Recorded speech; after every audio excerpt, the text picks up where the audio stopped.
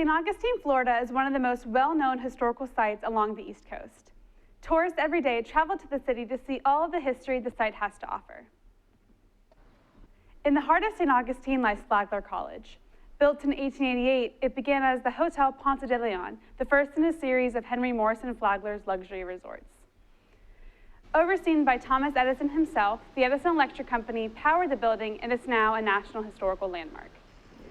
Junior and Flagler tour guide Ximena Pendola explains the significance of even the smallest of details around the grounds. You see the fountain at the very tippity top. You'll see a lion theme. There are lions around. And then at the base of the fountain, there are 4 turtles. Those represent the 4 seasons of the year. And then around the rim, there are 12 frogs that represent the 12 hours of the clock and the 12 months of the year. With the timeless Spanish Renaissance architecture displayed on campus, the gardens are designed to reflect that same era. Landscaper Eddie Conlon worked firsthand on the gardens.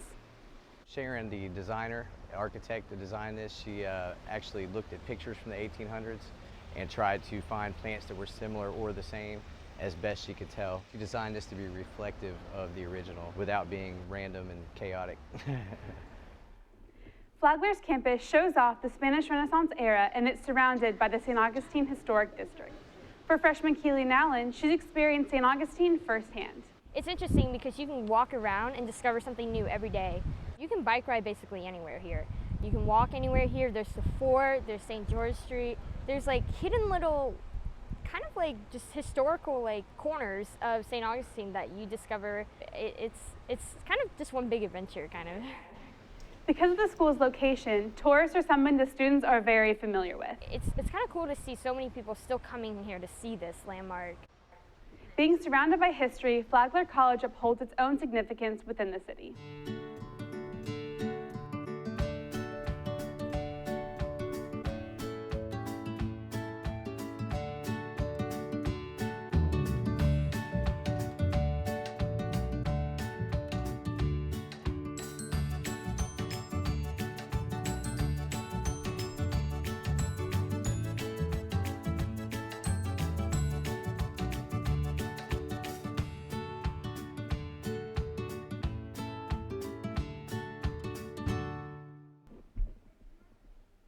Flagler College has been providing a rich and comprehensive liberal arts education to students for 47 years. When I think of Venice, I think of adventure.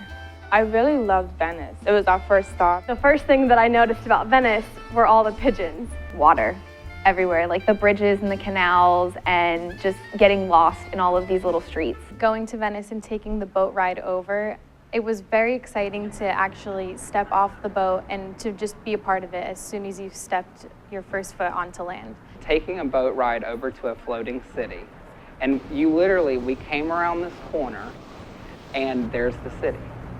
And I was looking at it and I'm like, holy cow, there it is. One of the first things the students got to do was to get in a gondola, sort of get away from the mobs of tourists and get down these quiet little streets where you can sort of have a glimpse of what life in Venice must be like.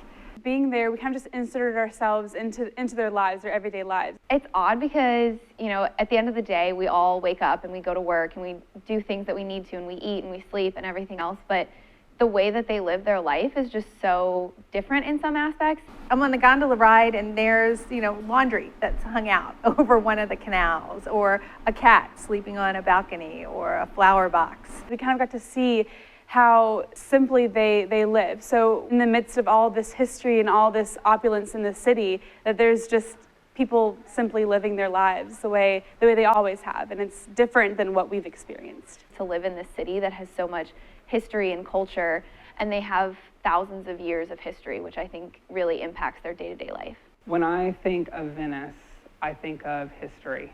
In the 16th century, they said that the gondolas had gotten so outrageous with the ornamentation and sort of competition to outdo one another with their gondolas, that's why the laws were created to sort of make this very strict, sleek gondola. Very quickly, what the gondola does is sort of transport you out of sort of the madness that can sometimes be St. Mark's and get to sort of the quiet of Venice. The thing that stood out to me the most was the architecture of the Doge's palace. The fact that it was a Venetian style Gothic, which was not as vertical and also incorporated Byzantine architecture. And that was also the result of their seafaring trade and the fact that they were on the water. So their architecture is actually a little bit different than the rest of Italy at the time. When I think of Venice, I think of the art of glass. Spectacular glass, you know, the world-class glass blowing and artwork that goes on in Venice is just amazing. You look at the street lamps and the glass, the rose-colored glass in the street lamps is even Murano glass.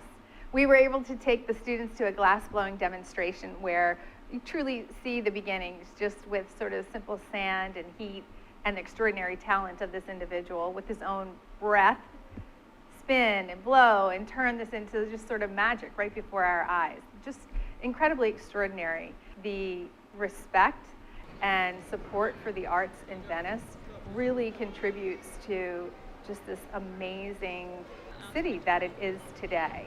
To be in Venice, where they have beautifully incorporated this magnificent art into the glasses that you dine with, the street lights, it really was just a wonderful, wonderful experience.